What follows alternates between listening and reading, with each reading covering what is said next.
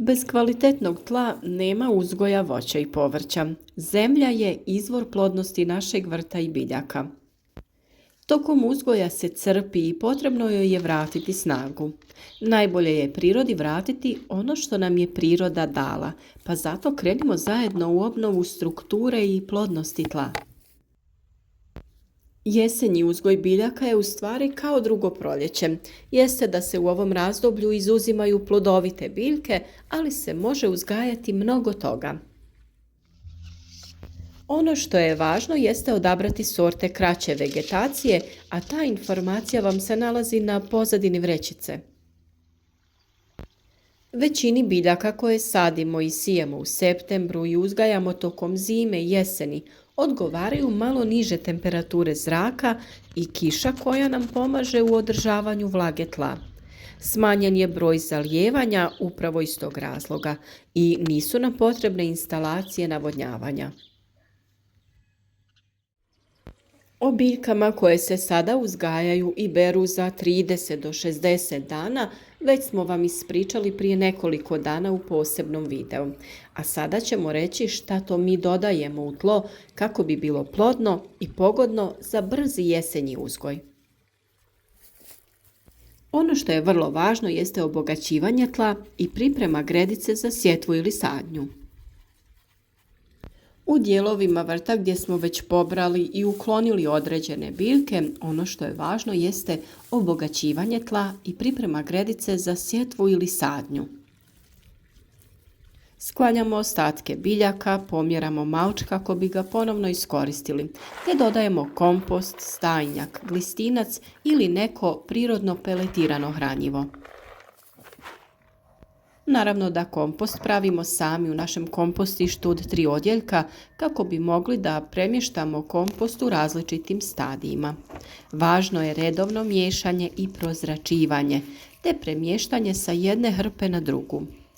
U ovom 3. odjeljku nam se nalazi onaj kompost koji koristimo za obogaćivanje tla i prihranu biljaka.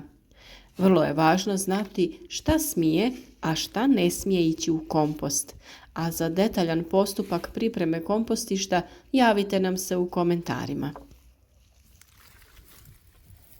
Jednako tako potrebno je i tlo izmiješati kako bi se hranjiva ravnomjerno rasporedila. Ovisno o tipu zemljišta koje imate, odradite i obradu. Može se to učiniti mašinski pomoću neke motorne kopačice. Može se raditi pomoću nekih dostupnih alata za ovu namjenu. Ukoliko ste imali mauč i tlo ispod je rahlo, samo je potrebno izmiješati hranjiva. Naravno da je različitim biljkama potrebna različita dubina obrađenog tla, ovisno o dužini korijenovog sistema, pa shodno tome moramo prilagoditi naše gredice. Biljke ne mogu rasti bez zemlje i hranjivih tvari, naravno, i ne mogu rasti u zbijenom tlu, jer će biti kržljave, slabo će imati plodove, a korijenasto povrće će biti frgato i neće imati lijepo, krupno korijenje. Važno je znati neke informacije kako ne bi radili greške i trošili vaše vrijeme uzalud, jer bez kvalitetnog tla nema ni kvalitetnih biljaka niti berbe, vjerujte. Na primjer, glistinac je idealno hranjivo. Dobiva se na način da pripremite prostor gdje ćete držati kalifornijske gliste i gdje ćete im davati stajnjak ili kompost na preradu. Nakon što one prerade sve što ste im stavili, to postaje glistinac. Najidealnije hranjivo bez sjemenki, korova i sl. Te se koristi za prihranu svih biljaka u vrtu. Tada se njima dodaje druga količina za preradu koju ćemo koristiti po potrebi. Sada naše gredice u vrtu obogaćujemo hranjivima, a u isto vrijeme ukoliko uzgajate biljke u nekim uzdignutim gredicama, morate i njih obogatiti. Naime, kada smo ih pravili, u njih smo stavili određene količine suhih grana, lišća, kukuruzovine, prije dodavanja stajnjaka, komposta i zemlje. No nakon određenog vremena ti sastojci trunu, kompostiraju se i prihranjuju donje slojeve gredica, što je odlično za biljke dubokog korijena. Samim tim smanjuje se visina sloja u gredici, pa je potrebno dodati kompost i zemlju. Možete to uraditi tako što ćete ukloniti gornji sloj zemlje, dodati prirodne materije poput lišća, tankih grana, slame i sl. Te vratiti taj sloj komposta i zemlje.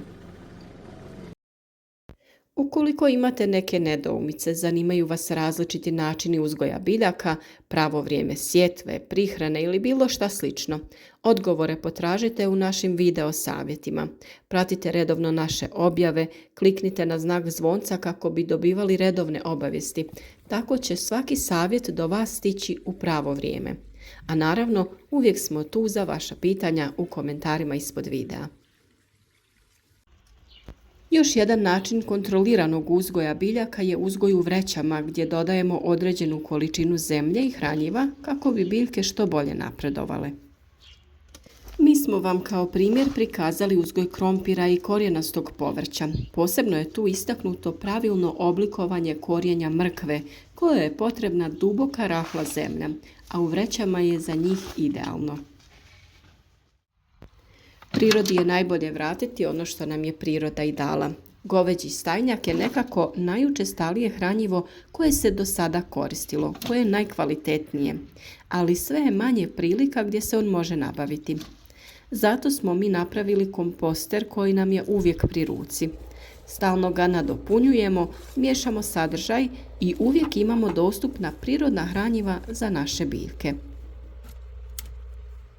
S obzirom da se raspadanjem biljaka dobiva većinom hranjivo sa većim udjelom dušika, neophodno je dodavati opali list, kukuruzovinu, pepeo, sastojke iz kuhinje poput ljuski jaja, kore banana.